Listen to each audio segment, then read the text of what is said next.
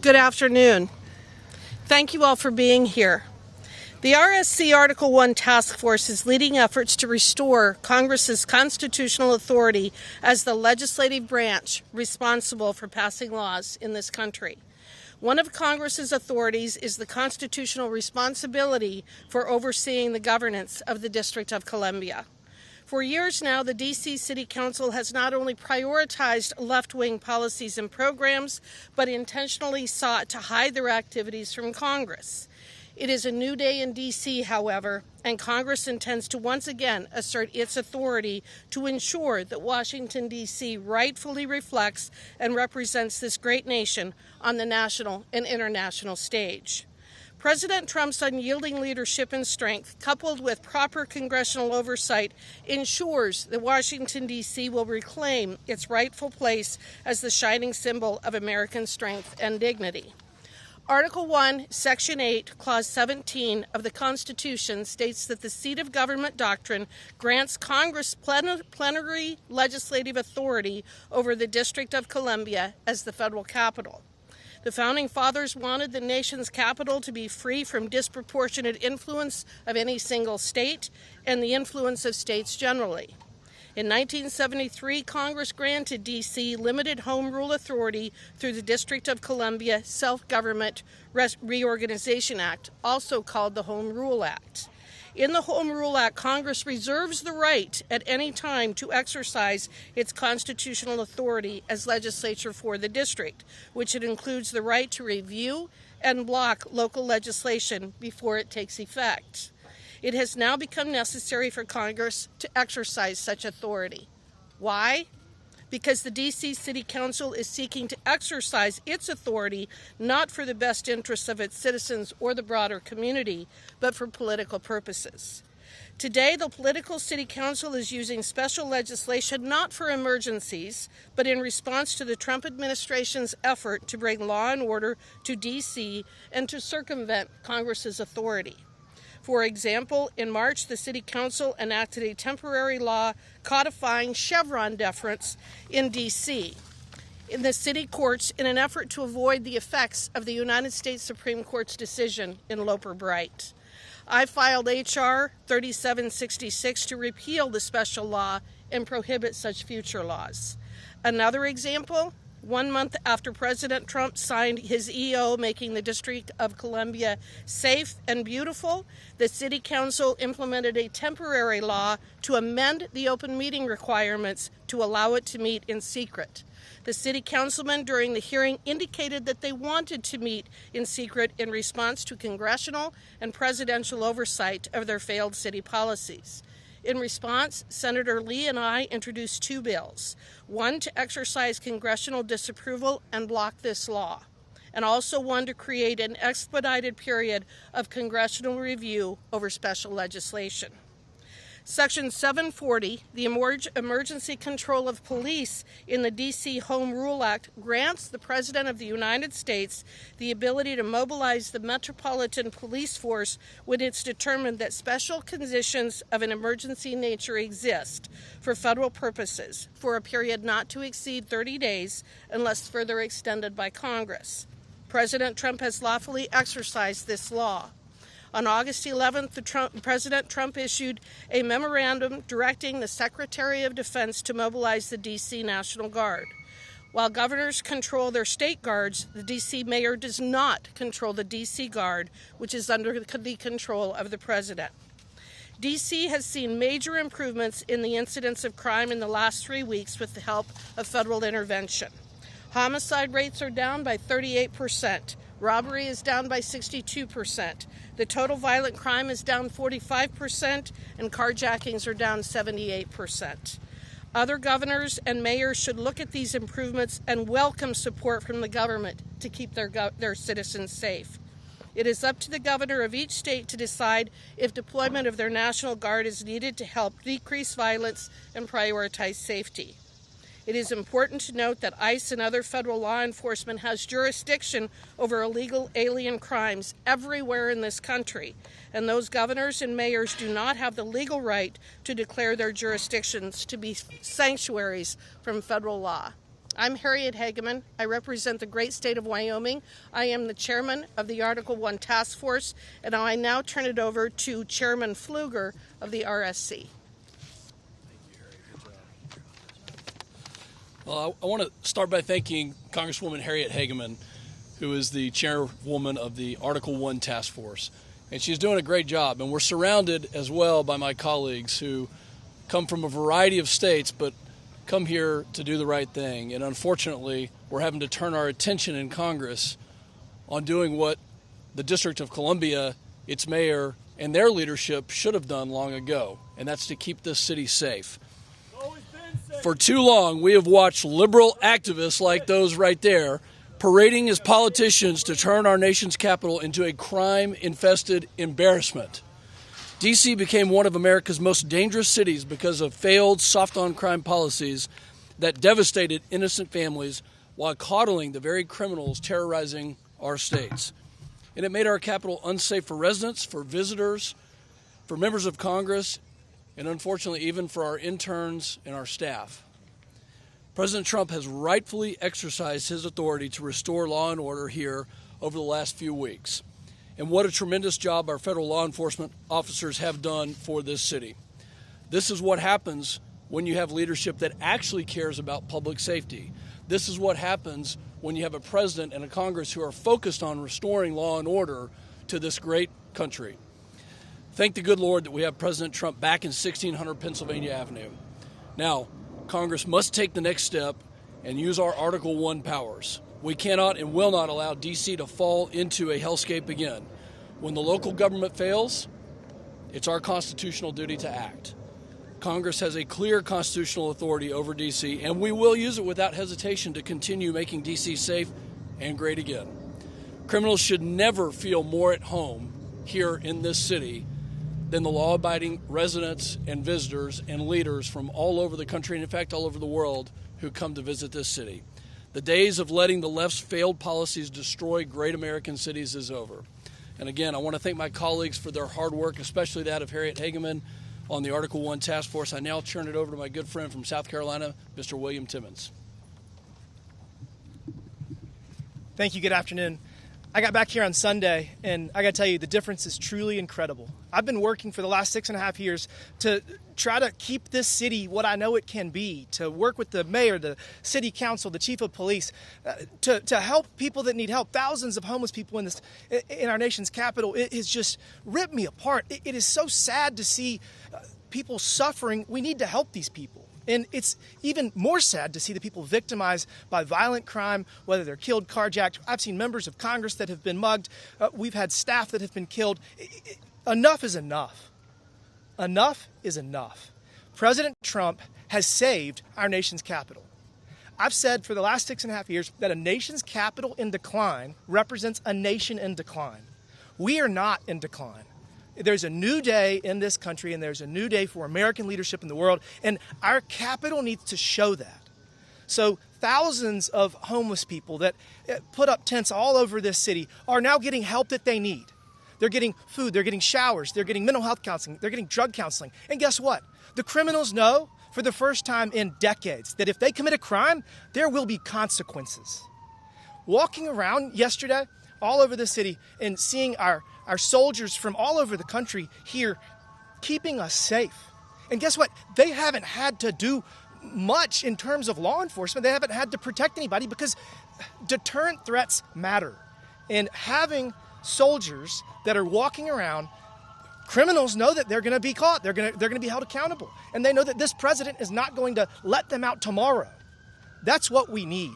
That's what we have needed for so long. And I couldn't be more excited for the Washington, D.C. that I see today. And Congress has a huge role to play in this. We must pass laws to further appropriate funds, to beautify the city, to make every American proud of this city, to make sure that every American can come here and not be worried about being mugged. For the last 6.5 years, I have told people that this is not a safe place and you should not walk around at night. That makes me so unhappy when I have to do that. Not anymore. Not anymore. I am so excited that President Trump has taken these steps, and Congress must now act. We're going to pass a number of additional laws to make sure that we never find ourselves in this situation again, and we're going to give not only the funding they have asked for, we're going to give them much more than the funding they asked for to make this city exactly what it should be. It should represent the greatest country in the history of human civilization, and people should be safe and very excited to come here. That's what we're going to do. I thank Harriet Hageman for her leadership and August Pfluger for his. It's a new day in this city. It's a new day in our country. It's a new day for leadership in the world. And we're going to do everything we can to help President Trump keep us on the right track. And with that, I turn it over to Representative Brad Knott. Thank you. Thank you, Representative Timmons. My name is Brad Knott.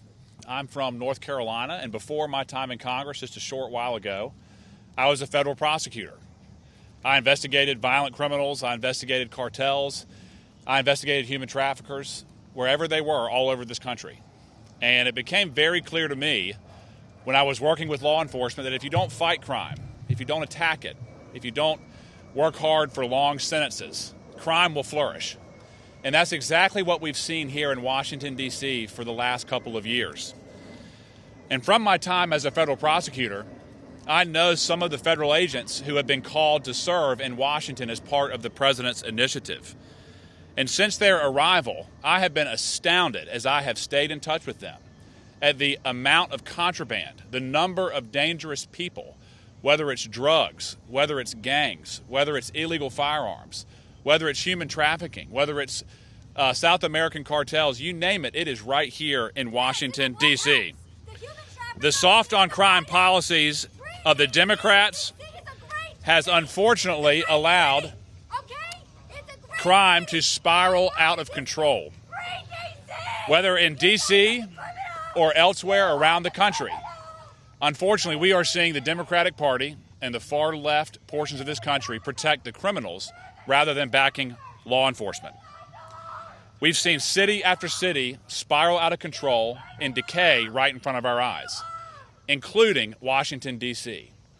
I applaud the president for saying the simple truth. It does not have to be this way. It does not have to be this way. And regardless of who you are, when you come to Washington, it's a safe city now. Businesses are thankful. Families are thankful. Citizens, tourists, we are all thankful. It's time to stop turning a blind eye for crime wherever it is. Wherever it is, we must investigate, we must prosecute, and we must protect the law-abiding citizens of this country. Thank you, and with that, I turn it over to Representative Laurel Lee. Good afternoon. I'm Laurel Lee from Florida's 15th Congressional District, and I want to thank my colleagues on the Republican Study Committee for their leadership on this issue, particularly Representative Hageman and Representative Pfluger. So Washington, D.C., our capital city, is the seat of our democracy and a symbol of freedom around the world. But for too long, it has also been a city that is plagued by violent crime, failed policies, and leadership that refuses to take responsibility for public safety. That is why I am proud to support President Trump and my colleagues who are here today in our efforts to return order and law to Washington, D.C. Together, we will advance common sense proposals to restore order, to put victims first, to hold violent criminals accountable, and to stop the revolving door of repeat offenders who cycle back onto the streets. In just the past 2 weeks since President Trump stepped in, we have already seen the dramatic difference that decisive action takes. Carjackings are down, violent crime is trending down, federal coordination has strengthened detention and prosecution. And for the first time in a long while, the people of D.C. are beginning to feel safer in their own neighborhoods. That progress proves a simple truth. When you enforce the law, when you keep dangerous criminals off the streets, when you prioritize the safety of families, and when you allow law enforcement officers and prosecutors to do their jobs, you get results. The American people deserve a capital city that reflects the very best of this country, not one that turns a blind eye to lawlessness. Republicans are committed to ensuring that D.C. is safe, secure, and accountable for years to come, and we will not stop until that promise is fulfilled. I now turn it over to my colleague, Representative Carter, Representative Fedorchak. Thank you, Laurel. Thank you, Representative Hageman, Pfluger, for your leadership on this really important issue. I'm Julie Fedorchak. I am a representative from North Dakota, the lone member from North Dakota. As my colleagues have said, crime in our nation's capital is out of control.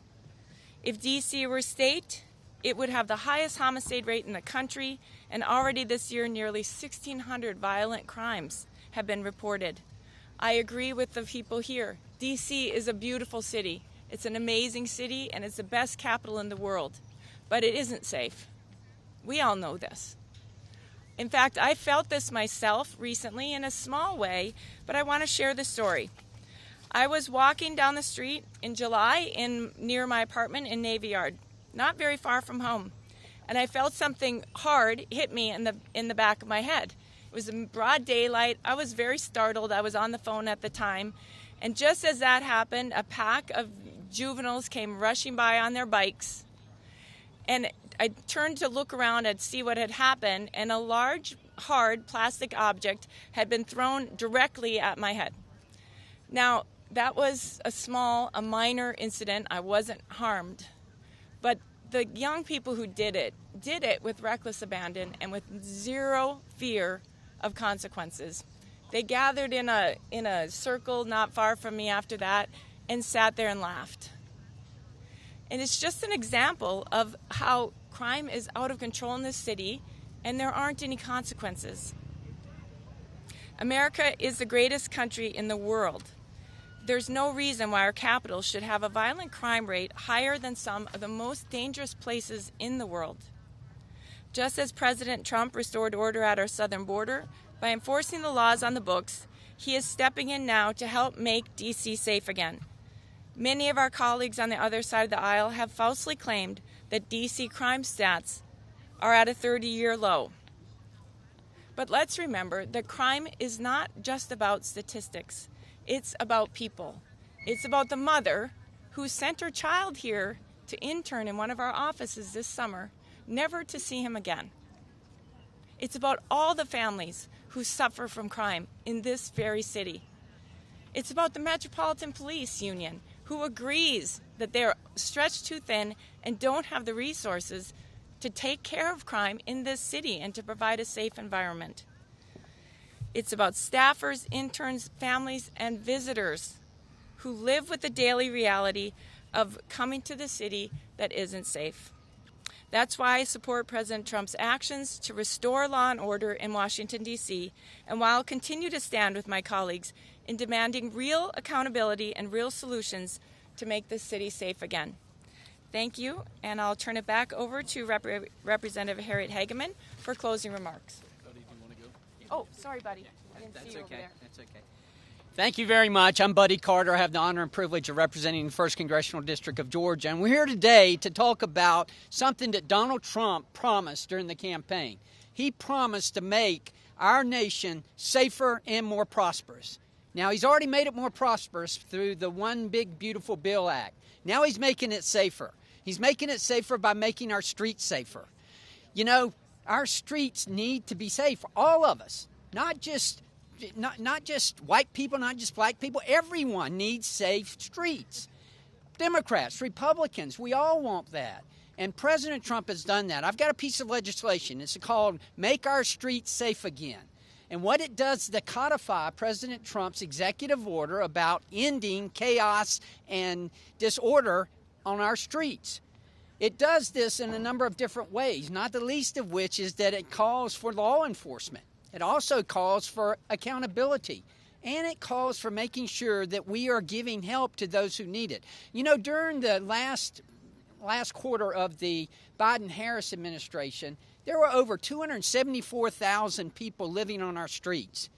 That was because of weak and ineffective leadership. Now we want to end that. And what this bill will do through codifying President Trump's executive order is to make sure these people get the help that they need. Make sure that they get the mental health services that they need, the addiction services they need. We're going to do this by making sure that they're held accountable. Now, I've heard the noise. I've heard the noise from the other side about, oh, you're picking on Democratic cities. You know, there was a famous bank robber, Willie Sutton. They asked him, why do you rob banks? And he said, because that's where the money is. Why are we picking Democratic cities? Because that's where the problem is. That's where the problem is. That's why we're picking them. Chicago, the highest homicide rate in the country. Look at Washington, D.C., number 4 in the country. We've got to end this, and we've got to do it for our citizens, American citizens. You all have the right, your taxpayers, all of us have the right to be able to enjoy our streets, to be able to walk down the street without fear. Look what has happened here in Washington, D.C. Earlier this summer, we had 2 interns who were shot and killed at the Israeli embassy. We had an intern here at the Capitol who was shot and killed. We had a member of the administration who was mugged and brutally beaten. That cannot happen on our streets. And I applaud President Trump for what he is doing here and cleaning up our streets. And I want to help him. I want to help him by codifying his executive orders, making it into law to where we will have to follow this. Again, 2 promises made to make our country safer and more prosperous. Promises made, promises kept.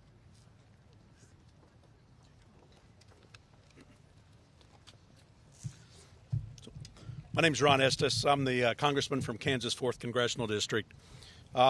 We've talking here today about we want to have a safe capital for our country. And right now, that's not what we have.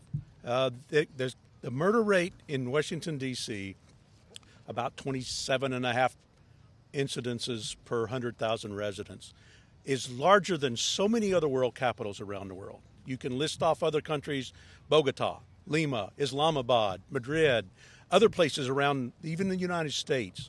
The murder rate and the violent crime rate in Washington, D.C. is so bad. And that's why President Trump stepped up, because as members of Congress, we have the responsibility to address and protect and oversee what goes on in the District of Columbia. We didn't want a nation's capital to be in a state where that state would be a special state and get special designation because of that. So we wanted to make sure that it was federal responsibility to make sure that things were addressed there. On June 30th this year, an intern in my office, Eric Tarpinian Jackham, was murdered on the streets of Washington, D.C. It was a senseless crime, and to this day it's not been solved by the Washington, D.C. police. We want to make sure that we have a safe capital.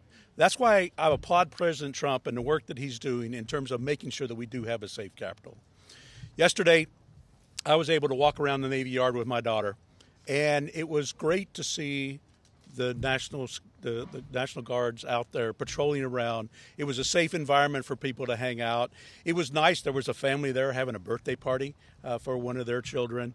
And we want to make sure that we have a capital that Americans are proud of. It should be a clean capital. It should be a safe capital. We want to be able to have American citizens come here and enjoy their capital. We want to have foreign dignitaries come here and be impressed and enjoy the fact that they've come to America and that we have a nation's capital that we're proud of and we want to support. So I applaud the effort that we're working to make sure that we have safer cities, that we have a safer capital, and that we reduce the crime rate that's been so rampant here in Washington, D.C. Thank you. Anyone else? Okay, wonderful. Thank you. I appreciate all the comments made by my colleagues.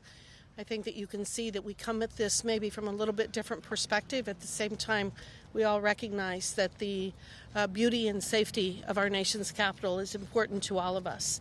So with that, we'd open it up to questions. Please identify. We're going to take 3 questions, and we'll start with Town Hall. Hi, from Town Hall. Congresswoman, DC's leadership has allowed crime and chaos to spiral out of control the last several years. We've all seen that, requiring President Trump and Congress to step in. So how will Article 1's authority help hold these failed leaders accountable, restore law and order in our nation's capital? So we need to exercise our legislative authority and oversight over Washington, D.C. I've identified three bills that I have introduced, two with Senator Lee and one as a standalone, to address the lawlessness that you actually see in the City Council here as well.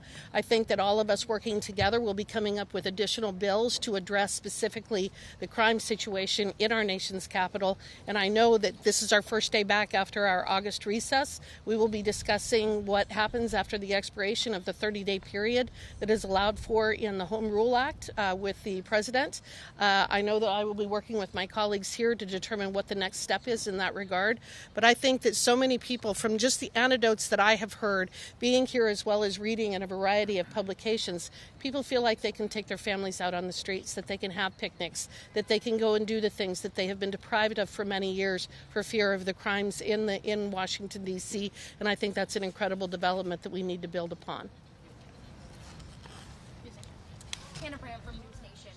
Wondering if you support President Trump sending troops into other American cities, Chicago, New York, if he doesn't have the approval of mayors and governors there to do so. Well, I think that that's the challenge, isn't it? And that's why I indicated in my comments that it's up to the governors and the mayors of those communities as to whether they're going to protect their citizens or they're going to protect the criminals. We are at a crossroads in our country right now, and I think that it is imperative that our political leaders step up and actually recognize that they work for us, they work for the citizens, not the other way around. They shouldn't be coddling the criminals, they should be protecting their citizens. And they have the ability and the wherewithal to do that. We have seen with the surge in the last 30 days in Washington, D.C., that law enforcement on the streets works. We know that. This is common sense. The mayors and the governors need to step up in places like Chicago, L.A., Atlanta, other places. They need to step up and they need to start protecting their citizens and not protecting the criminals. So you're saying the president should wait for them to ask? I think that it's up to them to make the decision of whether they're going to protect the criminals or they're going to protect their citizens. I think the burden is on them right now.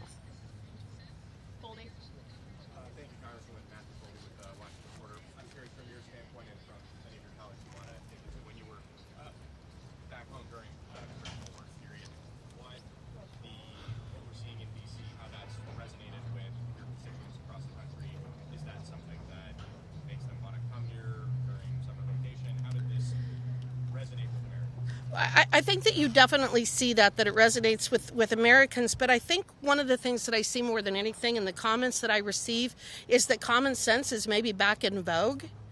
I think that we all recognize that if you have a police presence and you actually prosecute criminals, you're going to have less crime. You're going to have less people willing to take the risk of either throwing a projectile at a member of Congress or carjack or engage in other nefarious behavior. So again, what we're talking about is nothing earth-shattering.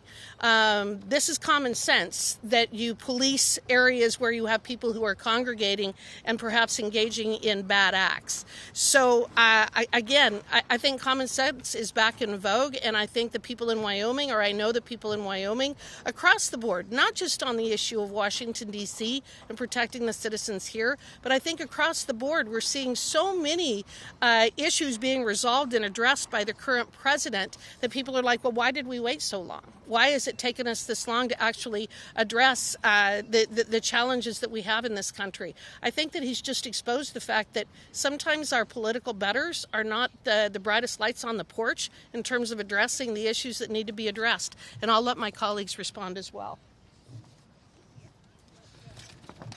Recently, the governor of California said he was going to establish a task force on crime. Well, we've got news for him. There is a task force on crime. It's called laws. It's called prosecutors. It's called DAs. It's called accountability. The Republican Study Committee has long been the champion of conservative values, and probably one of the most important, if not the most important conservative value that we stand for is law and order. We stand to protect the sanctity of what our founders established here, that this city would be that shining beacon on the hill. And it's really sad to see, to a previous question, a lot of these cities around the country, what are the radical leftists standing for? Is it for crime? Is it for more violence? Is it for seeing their neighbors and their communities destroyed by lawlessness? That's not what this group stands for, and I can guarantee you that there are many Democrats that we serve with here. We need them to stand up. We need their voices to be heard, to say enough is enough. that law and order and that safety and security and that bringing down violent crime is not a political, a partisan issue, that's just common sense. And I'm proud to stand with this group of people here.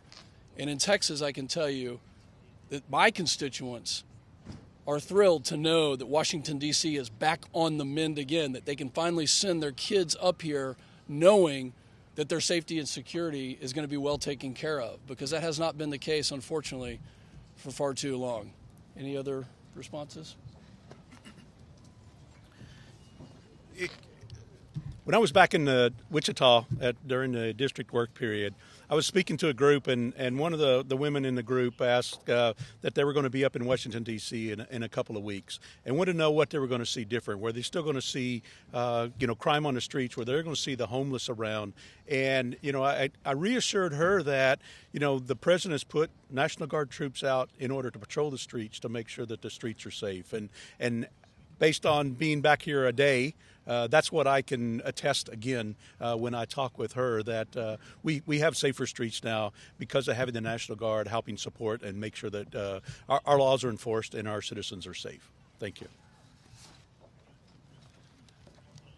And just to answer real briefly the follow-up, it's not just the National Guard who are going to cities. When federal law enforcement identifies a crisis area, it is not uncommon at all for agents in the ATF, HSI, DEA, FBI to surge in a particular city. And that's what we've seen in addition to the National Guard here. It's the federal law enforcement that are initiating the arrests, they're doing the investigations, that are serving the warrants. And in terms of these cities around the country, there's several reasons why criminals are or crime is not being addressed. You have defund the police movements, you have sanctuary policies, you've got prosecutors that don't think they should prosecute crimes. And the president, again, has stated it does not have to be this way. And he is rightfully sending federal law enforcement to address federal crimes in cities. I mean, look at Chicago last weekend. I think it was close to 60 people were shot, almost a dozen people killed. Law enforcement's not getting it done at the local level. It's an appropriate place for federal law enforcement to go work with them to address the crime that's harming those citizens.